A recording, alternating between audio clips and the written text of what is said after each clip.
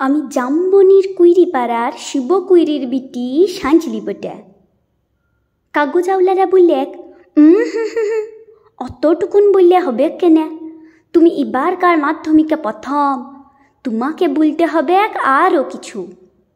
টিভিওয়ালারা বললে তুমি ক্ষেত মজুরের মেয়া, তুমি কি করে কামিন খাটে মাধ্যমিকে প্রথম হলে সেটা তোমাকে বলতে হবে খুলে। পঞ্চায়েতের অনি বৌদি, প্রধান, উপপ্রধান, এমএলএ, এমপি সবাই একবারই হামলিয়ে পড়লো আমাদের মাটির কুড়া ঘরে। জামবনি স্কুলের হেডমাস্টার কোন বিহন বেলায় টিনের আগর খুলে হাঁকে ডাকে ঘুম ভাঙায়। খবরটা যখন প্রথম শোনালে তখন মাকে জড়ায় শুয়েছিলাম আমি। কুড়া ঘরের ঘুটঘুটা অন্ধকারে হেডমাস্টারকে দেখে মায়ের পাড়া আমিও চোখ কচালে হাঁ হইয়ে বলেছিলাম, এ কি স্বপ্ন দেখছি নাকি? স্যার বললে, এটা স্বপ্ন লয়, সত্যি বটে।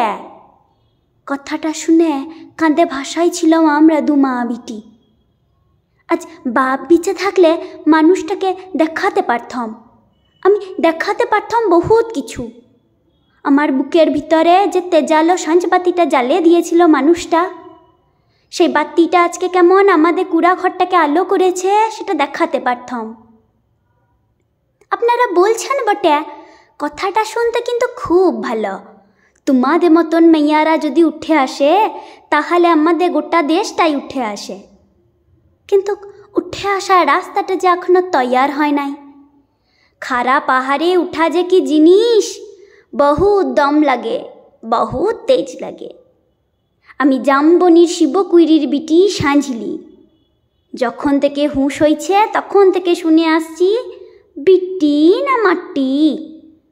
ঠাকুমা বলথক, পরের ঘরে হিসাল ঠেলবে, তার আবার লেখা পড়া। গাঁয়ের বাবুরা বলথক, তুই কুইরি পাড়ার বিটি ছেলা, তোর কামিন খাটা ছাড়া গতি কি? বাপ বলথক, দেখ সাঁঝলি, মন খারাপ করলি তো হারিয়ে গেলি। শুন, যে যা বলছে বলুক, এসব কথা এক কানে সীমালে আর এক কানে বার করে দিবি।